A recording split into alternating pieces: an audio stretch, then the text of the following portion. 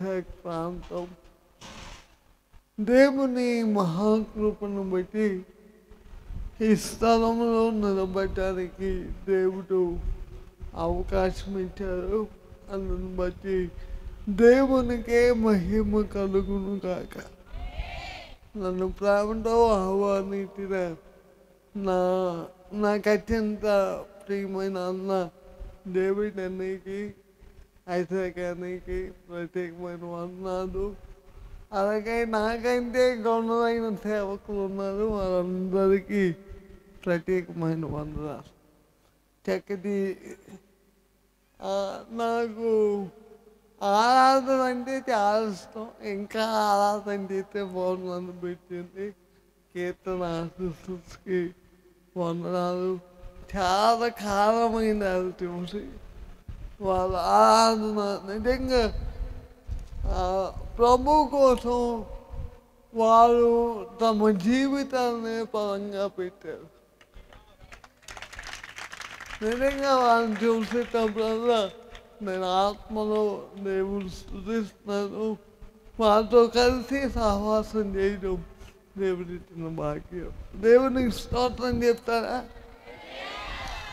సాక్ష్యంతో కూడిన వర్తమానం చెప్పమన్నారు, కానీ చాలా తక్కువ టైం ఉంది. సాక్ష్యం నా జీవితంలో నేను పుట్టుకతో అంగవైకల్యంతో పుట్టాను. ఎలాంటి అంగవైకల్యం అంటే కాళ్ళు, చేతులు, నోరు ఏమి పనిచేసేవి కావు. అందరూ అన్నారంటే ఈ అబ్బాయి ఎందుకు పనికిరాదు, ఈ అబ్బాయిని పాలు విషం ఇచ్చి చంపేయండి అన్నారు. కారణం ఏంటంటే నేను పుట్టిన 5 సంవత్సరాల వరకు నోట్లో నుండి సొంగ కారేది, చేతులు లాగుండేవి, కాళ్ళు లాగుండేవి. కాబట్టి మా తల్లిదండ్రులు చూసి ప్రతి ఒక్కరు అనేవారంటే మీరేదో పాపం చేశారు, అందుకే ఇలాంటి అబ్బాయి పుట్టాడు, కాబట్టి ఈ అబ్బాయిని చంపేయండి అన్నారు. అలాంటి టైంలో మా అమ్మగారు 40 దినాలు ఉపవాసం ఉండి, నాన్న ఎవ్వరూ కదలకూడదు, వెనక వైట్ షర్ట్ కూర్చోవాలి, ఎవ్వరూ కదలకూడదు, అందరూ కూర్చొని వాక్యమైనా. అలాంటి టైంలో 40 రోజులు 5 సంవత్సరాల వరకు మాట లేదు, నడక లేదు, ఏమీ లేదు. నోటంతా సొంగ కాలేదు. ఎలా కాలేదంటే షర్ట్ వేస్తే 5 నిమిషాలకి షర్ట్ అంతా తడిసిపోయేది. అలాంటి టైంలో 5 సంవత్సరాల తర్వాత ఒక దైవజనుడు మా ఇంటికి వచ్చాడు. ఉంటానంట, అమ్మా ఈ అబ్బాయిని దేవుడు తన సేవ కొరకు వాడుకుంటాడు.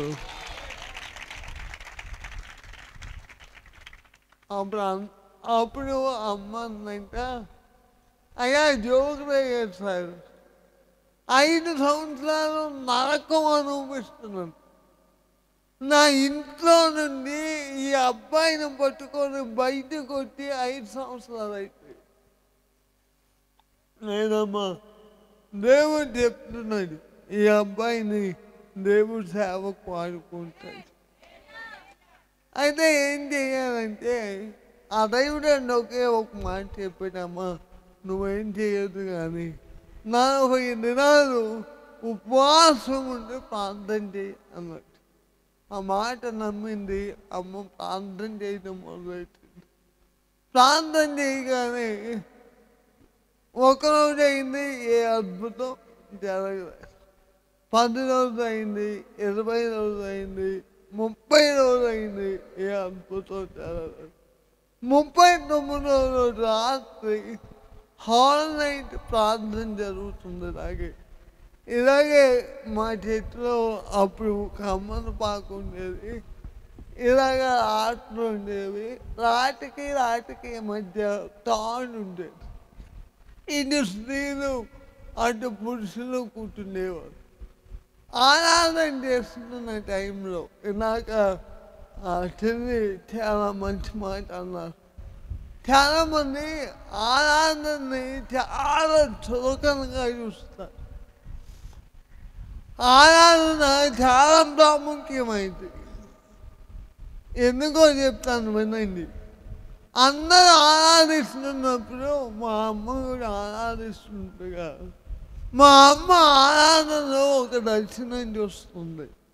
ఏంటంటే ఆకాశం రెండుగా తెరవబడి ఒక గొప్ప వెలుగు ఈ బాడీని తప్పని కొట్టిందంట. కొట్టగానే అంతవరకు పనిచేయని కాళ్ళు, చేతులు, నోరు పనిచేయడం ప్రారంభించింది.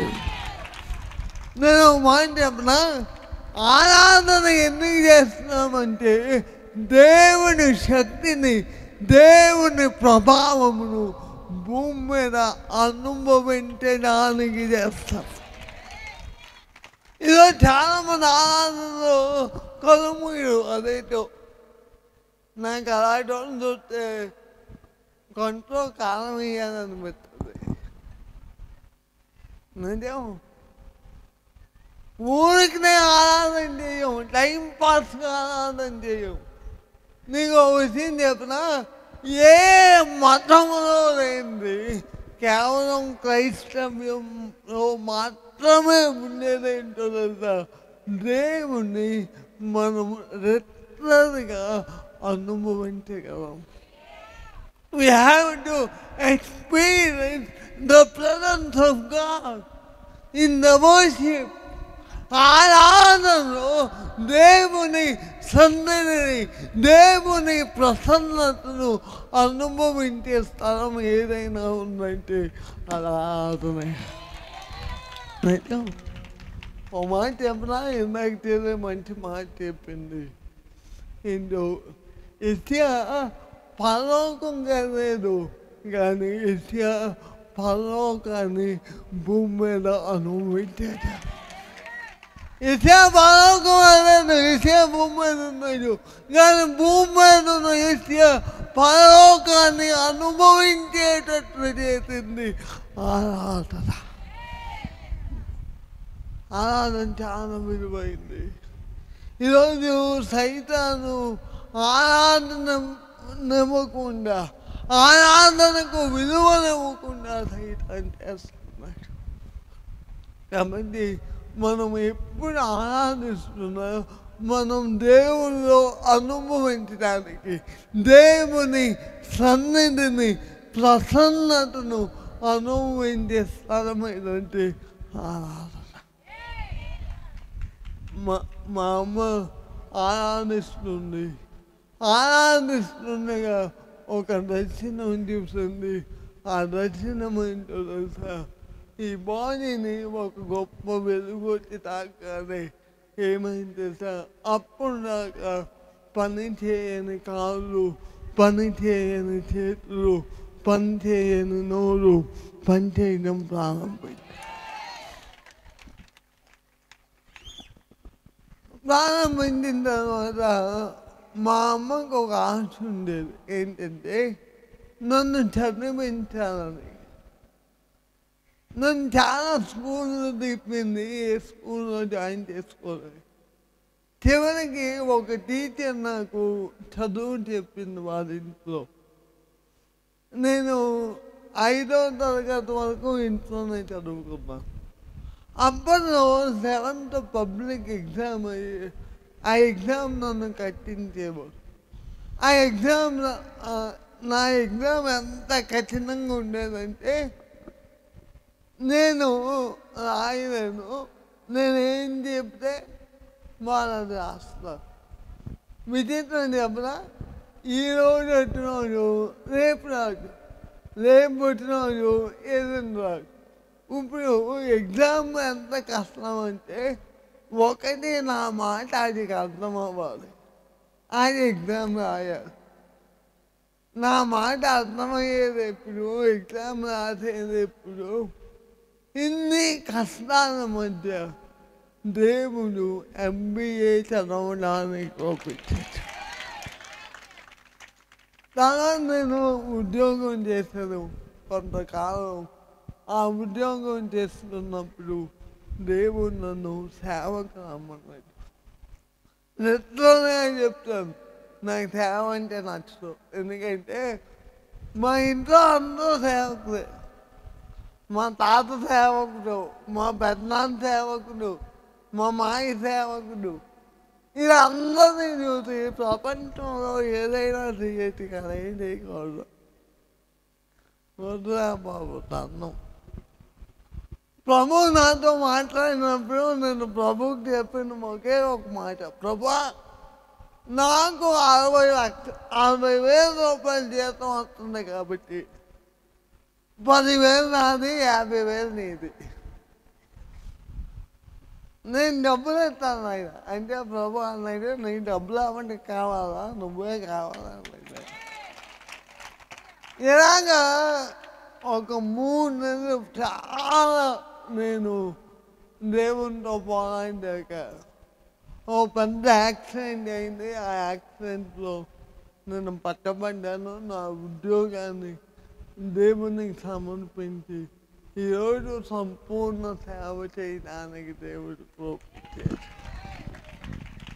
ఒక మాట చెప్పి నేను వాక్యంలోకి వెళ్తాను. అదేంటంటే, పనికి రాని నన్ను,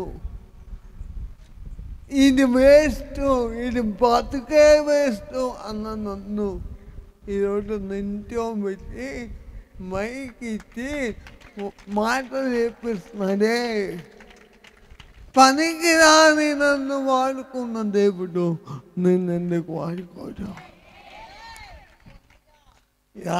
ఏమునై కాదు, నీ జీవితాన్ని దేవునికి సమర్పించగలిగితే, ఈరోజు నీ జీవితాన్ని దేవునికి అర్పించుకోగలిగితే ఖచ్చితంగా దేవుడు నన్ను వాడుకున్న దేవుడు నన్ను వాడుకుంటాడు.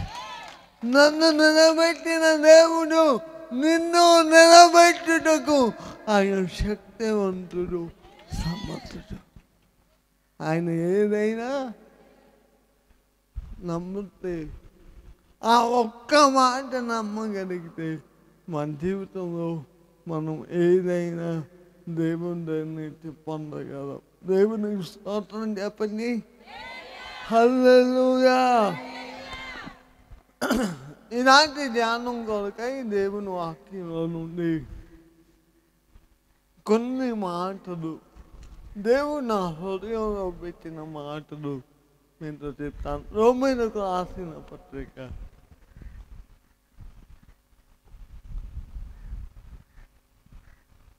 11వ అధ్యాయం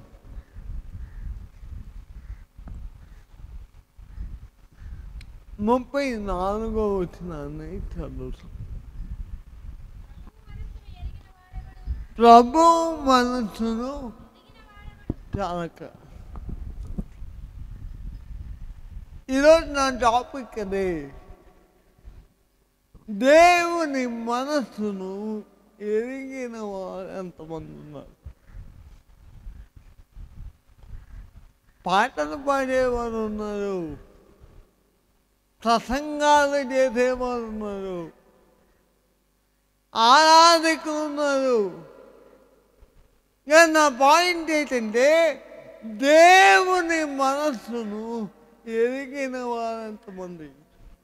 how many of you know the God desire, God heart?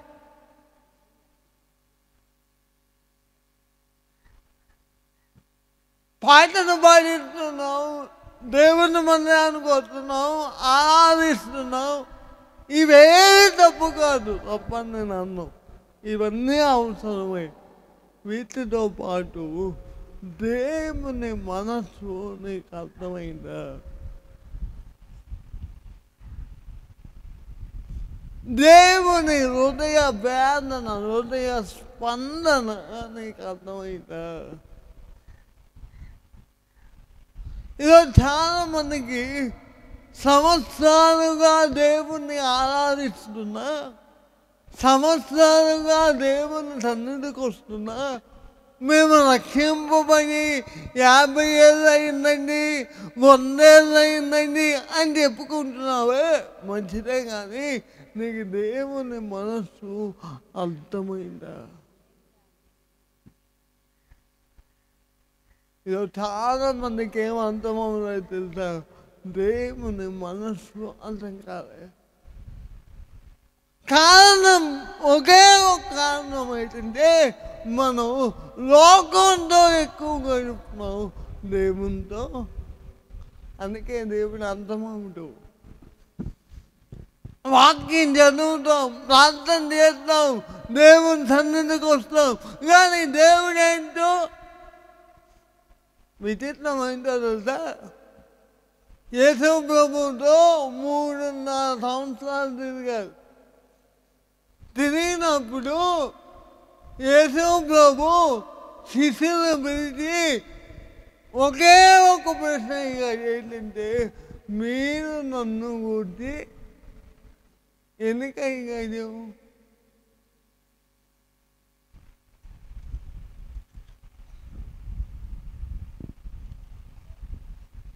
దేవుని ఆ మాట అడగడానికి దేవుని ఉద్దేశం ఏంటి? కొందరు అన్నారు, నువ్వు ఏది అవ్వాలి ఆ మాట నువ్వు ఒకసారి మన వార్త. కొందరు బాప్తిసం ఇచ్చు యోహాననియు, కొందరు ఏలియానియు, కొందరు ఇర్మియానియు లేక ప్రవక్తలలో ఒకడనియు చెప్పుకొనుచున్నారనిరి. అందుకు ఆయన, మీరైతే నేను ఎవడనని చెప్పుకొనుచున్నారని వారిని అడిగాను. అందుకు సీమోను పేతురు,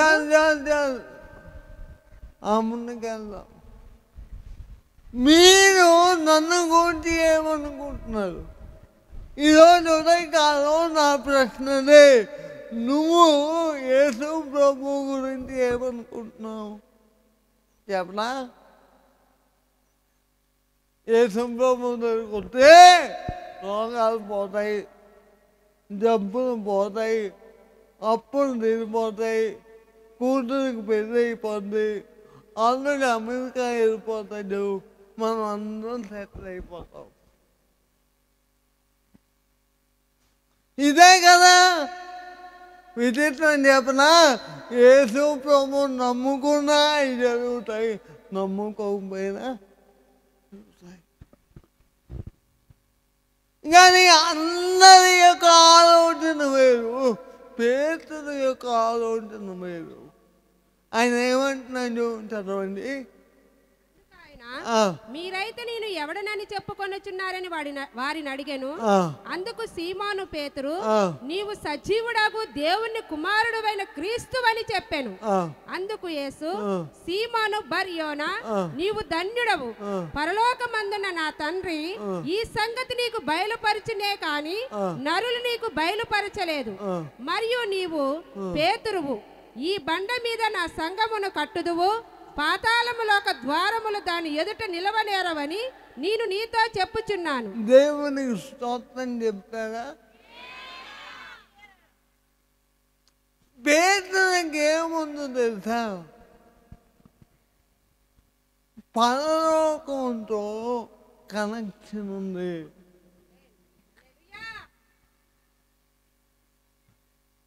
పేతురు భూమి మీద ఉన్నాడు. పేతురు, నీవు సజీవుడు అయిన దేవుని క్రీస్తువు అని చెప్పితే, ఆ చెప్పడానికి దేవుడు అంటున్న మాట ఏంటంటే, పరలోకముందున్న తండ్రి ఏం చేశాడు అంటే సంగతులు బయలుపరచాలంటే పేతురు ఎవరితో కనెక్ట్ అవ్వాలి? ఒక మాట చెప్తాను, నీ జీవితంలో దేవుని సంగతులు నీకు అర్థమవుతున్నాయా? నువ్వు దేవుని మందిరానికి వస్తున్నావు, దేవుని వాక్యం వింటున్నావు, దేవుని ఆరాధిస్తున్నావు, కానీ దేవుని సంగతులు నీకు అర్థమవుతున్నాయా? ఎందుకు అర్థమవుతుందా? నువ్వు భూ సంబంధమైన వ్యక్తివే తప్ప ఆత్మ సంబంధమైన వ్యక్తిగా మార్చబడలేదు. పౌరంటాడు ప్రకృతి సంబంధమైన మనుషులు ఆత్మ విషయాలు ఏం చేయడు అంటే నీ హృదయం, నీ తలంపులు, నీ ఆలోచనలు దేని మీద తిరుగుతున్నాయి. అందుకే మనకి ఆత్మ సంబంధమైన విషయాలు మనకు అర్థం కావట్లే. మనం దేవుని మందిరంలో ఉంటున్నాం, దేవుని కొరకు పాటలు పాడుతున్నాం, దేవుని ఆరాధిస్తున్నాం, అవసరమైతే కానుకలు ఇస్తున్నాం. కానీ మనకి దేవుని అంటే ఏంటో, దేవుని విధానం ఏంటో, దేవుని నడిపింపు ఏంటో, దేవుని యొక్క ఆలోచన శైలి ఏంటో అర్థం కాని గందరగోళంలో నేటి సంఘం ఉంది.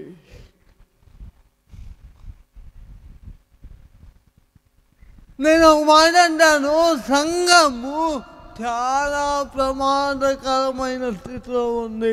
కారణం దేవుని సంగతులు సంఘానికి అర్థం కావట్లే.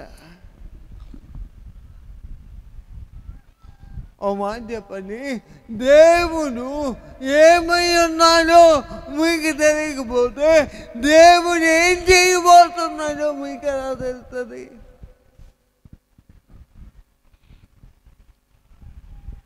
దేవుడు ఏం చేయబోతున్నాడో అనేది తెలియాలంటే ఆయన ఎవరో మనకి తెలియాలి.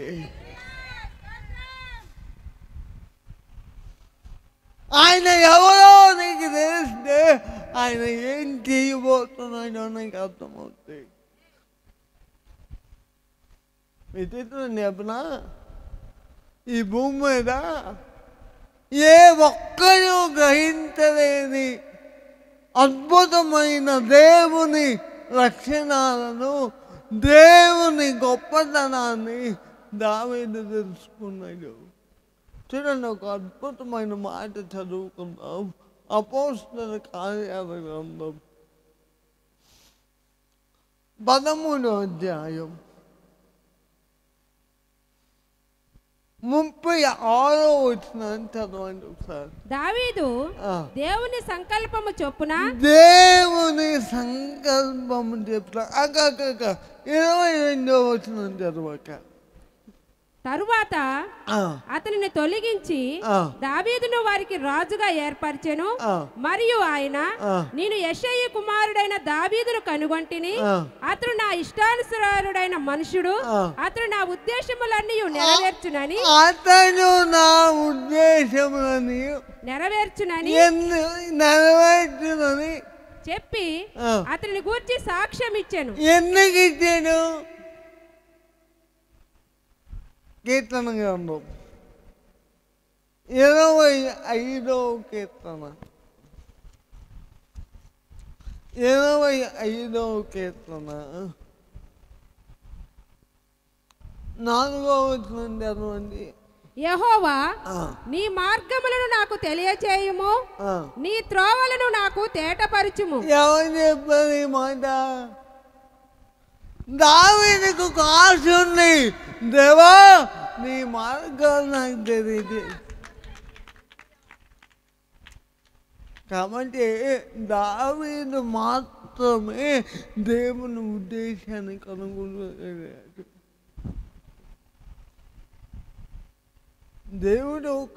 దేవుడు ఆయన గురించి బయలుపరుచుకోవాలంటే, ఆయన ఏదైనా చేయాలంటే ఎవరితో చేయిస్తాడు అంటే ఆయన గురించి ఆలోచించే వారితో. నాకు ఈ మాట ప్రయోగిస్తున్నాం అండి. అతడు నా ఉద్దేశములని అంటే పరలోకంలో దేవుడు ఏదైతే అనుకుంటున్నాడో భూమి మీద దావీదు అదే చేస్తున్నాడు. ఎలాగా? How can it possible? దేవుడు అక్కడ అనుకుంటున్నాడు, దావీదు ఇక్కడ చేస్తున్నాడు. అలా చేయడానికి అతను ఏం చేస్తున్నాడంటే, దేవా నీ మార్గమును నాకు తెలియజేయి.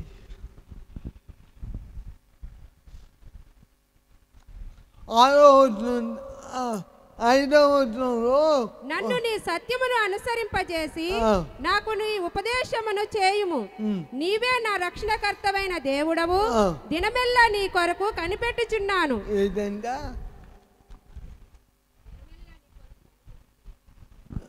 రోజంతా దావీదు పనేంటి? రోజంతా వద్దు, రోజులో ఒక పూట అయినా దేవుని కొరకు కనిపెట్టేవారు ఉన్నారా? దేవుని ఆలోచన కొరకు, దేవుని నడిపింపు కొరకు, దేవుని ఉద్దేశం కొరకు కనిపెట్టేవారు ఉన్నారా?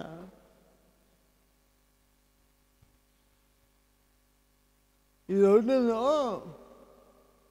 ప్రపంచంలో ఎవరినైనా అయ్యండి, బాబు నీకేట్లా ఇష్టం అంటే, నా ఇష్టం నాకు ఇష్టం. నేను ఒక మాట చెప్పినా ఆ మాట లోకంలో ఉన్నోడు అనొచ్చు, క్రైస్తవుడు అనకూడదు.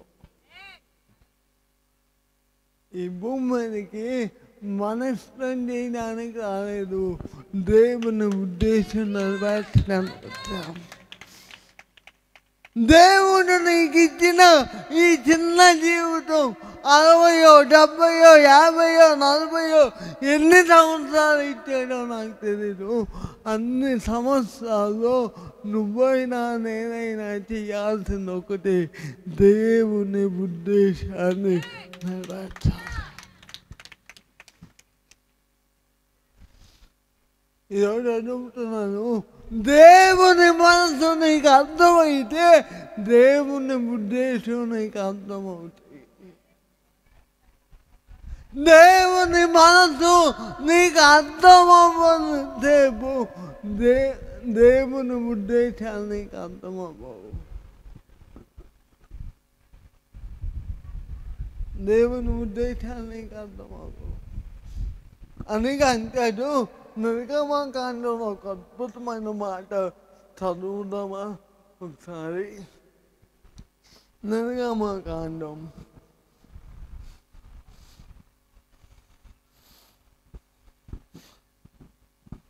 9వ అధ్యాయం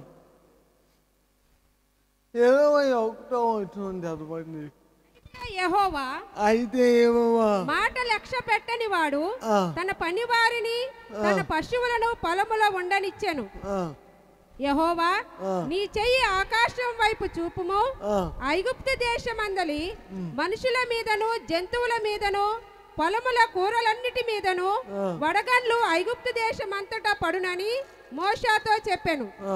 మోషే తన కర్రను ఆకాశం వైపు ఎత్తినప్పుడు యెహోవా ఉరుములను వడగాండ్లను కలగజేయగా పిడుగులు భూమి మీద పడుచుండెను. యెహోవా ఐగుప్తు దేశం మీద వడగండ్లు కురిపించెను. అలాగూ వడగండ్లను వడగండ్లతో కలిసిన పిడుగులను బహు బలమైన వాయను. ఐగుప్తు దేశం అంతటను అది రాజ్యమైనది మొదలుకొని ఎన్నడను అట్టివి కలగలేదు. చూడండి, అక్కడ మాట అన్నది మన 21వ వచనం చదవండి. అయితే యెహోవా మాట లక్ష్య పెట్టని వాడు. ఎవరి మాట లక్ష్య పెట్టిన వాడు? యెహోవా మాటను. ఈరోజు ఒక మాట చెప్తాను, దేవుని మాటను మనం లక్ష్య పెడుతున్నామా?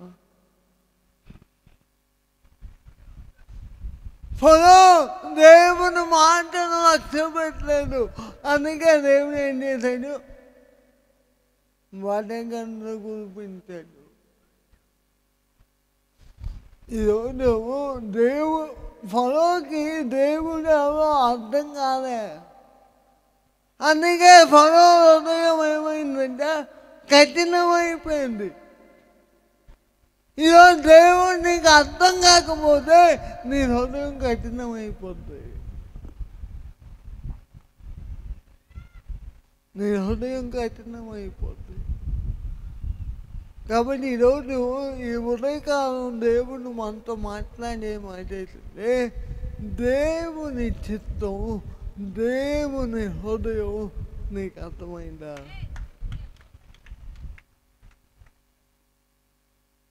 దేవుని మనస్సు నీకు అర్థమైందా?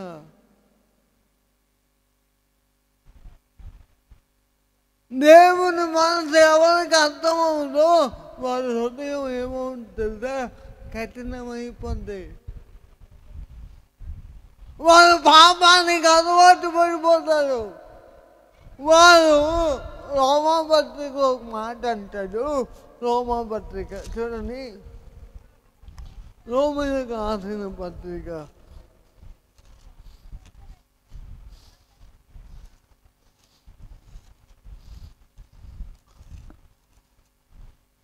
వారు ఏం చేస్తారంటారు?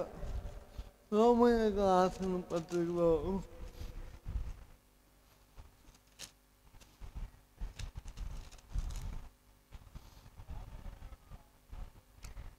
1వ అధ్యాయం 28వ వచనం చదవండి. మరియు వారు తమ మనసులో దేవునికి చోటియ్యనొల్లకపోయిరి గనుక చేయరాని కార్యములు చేయుటకు దేవుడు భ్రష్ట మనసుకు వారిని అప్పగించెను.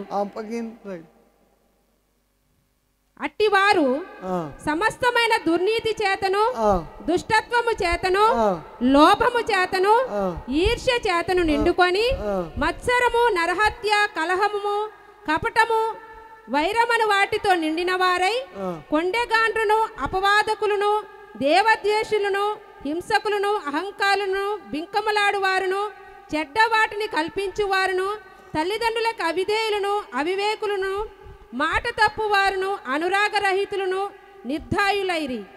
ఎందుకు అయిపోయారు ఇవన్నీ? ఎందుకు జరుగుతున్నాయి తెలుసా? వారు తమ మనసులో ఎవరికి చూడము.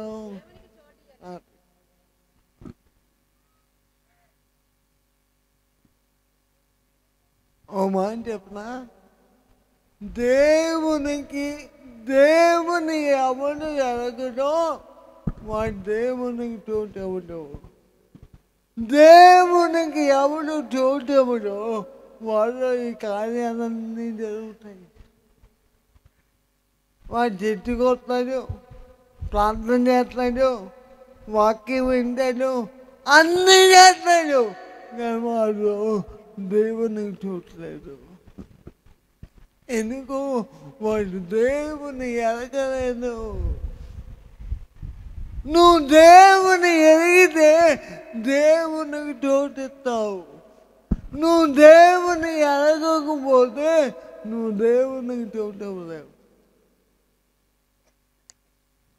ఈరోజు మనం దేవునికి ఎందుకు చోటు ఇవ్వలేకపోతున్నామంటే మనం దేవుని ఏంటో మనకి అర్థం కావట్లేదు. కారణం ఒకటే ప్రాబ్లం, మనం దేవునితో విలువైన సమయాన్ని గడపలేకపోతున్నాం. నా బాధ ఒకటే, చాలా బాధతో చెప్తున్నాను ఈ మాటలు. నువ్వు దేవునితో కలగకపోతే దేవునికి అర్థం కాదు. దేవునికి అర్థం కాకపోతే దేవునికి నీ హృదయంలో, నీ జీవితంలో స్థానం ఇవ్వలేవు. అలాగేమకపోతే నీ భక్తి ఏమవుతుందా? వేషధారణ అయిపోతుంది.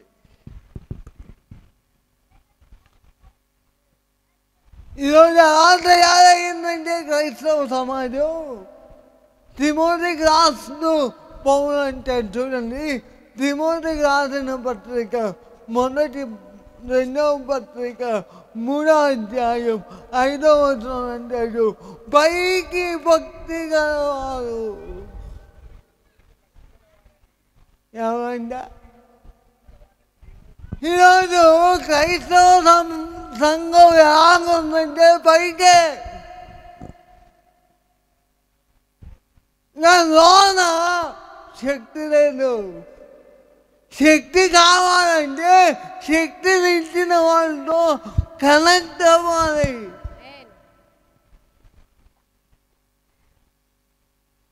ఈరోజు చాలా మంది దేవునితో కనెక్ట్ అవ్వలేకపోతున్నారు. లోకంతో నువ్వు కనెక్ట్ అవుతున్నావు, స్నేహితులతో కనెక్ట్ అవుతున్నావు, సెల్ ఫోన్తో కనెక్ట్ అవుతున్నావు, ఇంకా దేవునితో కనెక్ట్ అవ్వలేకపోతున్నావు. అందుకే లోకం మనల్ని ఏలుబాటు చేస్తుంది. ఓ మాట చెప్పనా, మనం లోకంలో ఉండాలి, లోకం మనలోకి. నా విచిత్రం ఏంటంటే లోకం ఆల్రెడీ బయట లేదు, సంఘంలో ఉంది.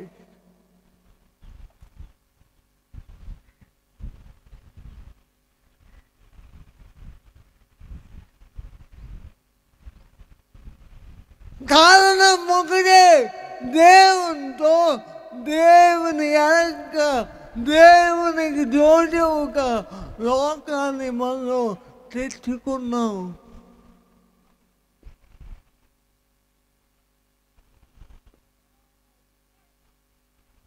మన లోకం వచ్చింది. ఈ పూట దేవుడు మనతో మాట్లాడే మాటదే.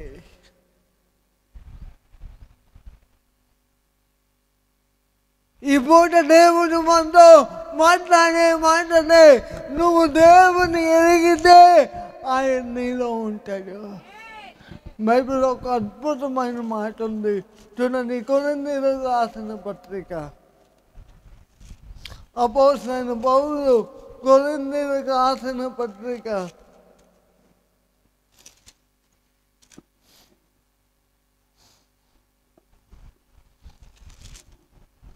2వ పత్రిక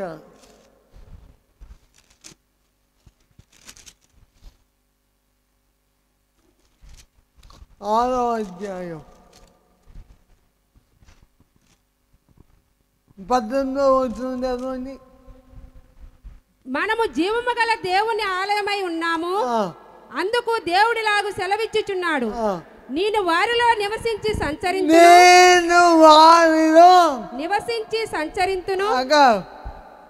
ఎవరు నివసిస్తారు? అవన్నీ చెప్పండి. నీలో ప్రభువు నివసిస్తున్నాడా? నువ్వు దేవుని ఎరిగి, నేను దేవుని నమ్ముకున్నానండి, తెచ్చికెళ్తున్నానండి, వాక్యం వింటున్నానండి అంటున్నావు, కానీ నీలో దేవుడు నివసిస్తున్నాడా?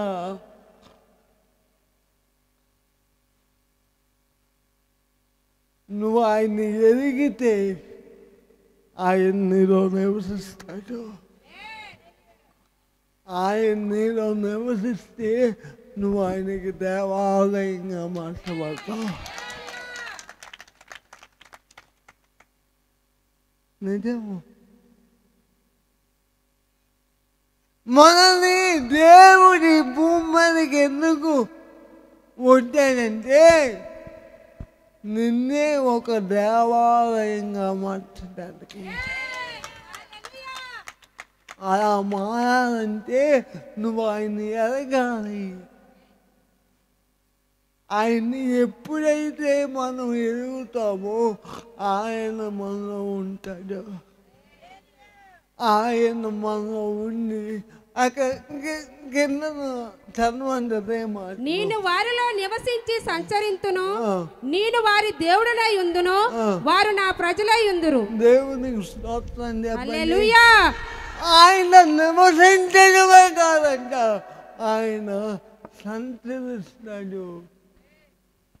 నాకు భలే నచ్చింది ఆ మాట. మన దేవుడు నివాసం ఉండడం వేరు, దేవుడు సంచరించడం వేరు. సంఘము ఈ అనుభవంలోనికి వచ్చినగాక. దేవుడు మనలో నివసించడం కాదు, దేవుడు మనలో సంచారించడం. ఎవరు చూడాలి? ఓ మాట చెప్పనా? దేవుడు మనలో సంచారం చేస్తే లోకం మనం చూసి భయపడుతుంది. పాపం మనం పాపం దగ్గరికి రాదు, పాపమే మన దగ్గరికి రాదు. కారణం ఏంటో తెలుసా? పరిశుద్ధుడైన దేవుడు పాపిష్యమైన మరణమైన అపవిత్రమైన ఈ దేహంలోకి ఆయన దిగి వస్తే ఆ పాపం పారిపోతే. నేను చెప్పే సమాత ఏంటో తెలుసా? పాపము దగ్గర నుంచి నువ్వు పారిపోకూడదు, పాపమే నిన్ను చూసి పరిగెట్టాలి. అలా మార్చబడాలంటే నువ్వు దేవుని ఎరగాలి. అదొక్కటి చేయగలిగితే పాము మన నుండి పరిగెత్తే దినాలు వస్తాయి. దేవుని ఎరగగలుగుతున్నావా? దేవుని ఎరగామని చెప్పుకుంటున్నావా? ఈరోజు చాలామంది మేము దేవుని నమ్ముకున్నామండి, చర్చికి వెళ్తున్నామండి, ప్రార్థన చేస్తున్నామండి అంటున్నారు, కానీ వారి జీవితంలో దేవునికి చూడలేకపోతున్నారు. నిజంగా నిన్ను దేవుడు పరిపాలకులుగా ఉన్నాయా నీ మీద? నిన్ను దేవుడు నడిపించగలుగుతున్నాడా? దేవుడు నీలో సంచారం చేయగలుగుతున్నాడా? అలా లేకపోతే నీ క్రైస్తవ జీవితం వ్యర్థమే. ఎన్ని పాటలు పోయినా, ఎంత వాక్యమైనా నీవు దేవుని ఆలయంగా మార్చబడకపోతే వ్యర్థమే. ప్రేమైన తమ్ముడు, ప్రేమైన అన్న, చివరి క్షణాల్లో ఈ కూటాల ముగింపులో నేను చెప్పే ఒకే ఒక మాట ఏంటంటే, నీవు దేవుని ఎరిగితే నీవే దేవునికి ఒక దేవాలయంగా మార్చుకుంటావు. నువ్వు ఎప్పుడైతే దేవునికి దేవాలయంగా మార్చబడతావో అప్పుడు జరిగే సన్నివేశం ఏంటో తెలుసా? దేవుడు నీలోకి వస్తాడు. నీలో రావడమే కాదు, నీలో నుండి ఆయన సంచారము చేస్తాడు. అతి కృప దేవుడు దయచేయను గాక. లేచి నిలబడండి, ప్రార్థన చేద్దాం. ఒక్క మాట ప్రార్థన చేద్దామా? ప్రభా, నన్ను దేవాలయంగా మార్చేయ. ఆయన ఎరగాలి. ప్రార్థన చేద్దామా?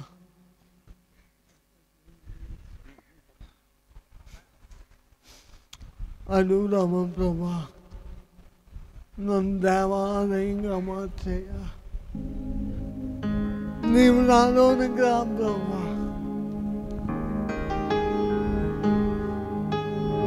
అయ్యా, నిన్నే ఎరగాలి ప్రభా.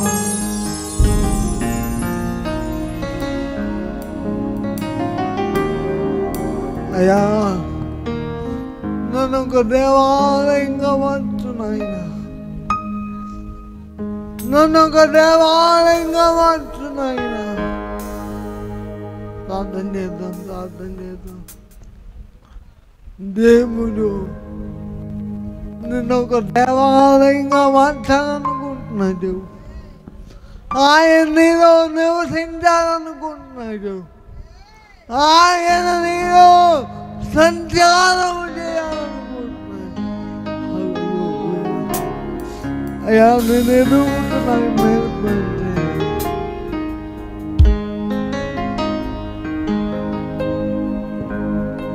శిథిలమై ఉండగా నన్ను నీదు రక్తముతో కడిగి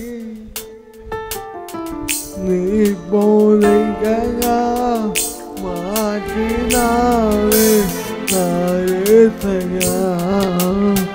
శిథిలమై ఉండగా నీదు రక్తముతో కడిగి నీ పోలికగా మార్చినావే నా యేసయ్యా. నిజమైన రక్షవలే నిజమైన సంతోషము నిజమైన రక్షవలే నిజమైన సంతోషము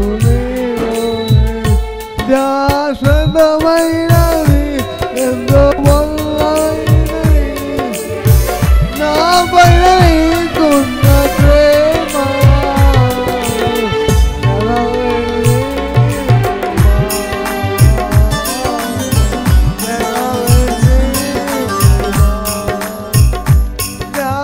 శాశ్వతమైనది ఎంతో మొదలైనది నాపై నీకున్న ప్రేమ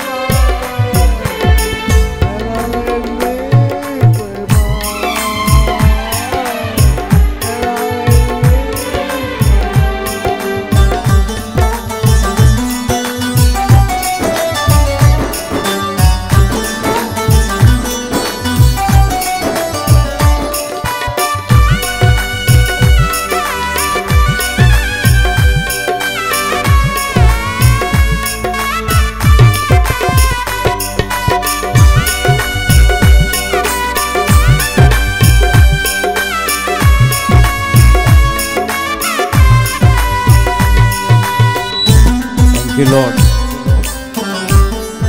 మన మధ్యలో ఉన్న సిస్టర్స్ ఒక చిన్న పాట ఆరాధనలోకి నడిపిస్తారు. వాక్యంలోకి ఇప్పటివరకు ప్రభు సైమన్ పాల్ గారికి నిలబెట్టుకొని చక్కటి సందేశాన్ని ఇచ్చారు. మన మధ్యలో పోస్తులు టైటస్ బాబు అయ్య గారు ఉన్నారు. దేవుని యొక్క వాక్యాన్ని అందించే ముందు ఒక చక్కటి మన హృదయాన్ని సిద్ధపరచటానికి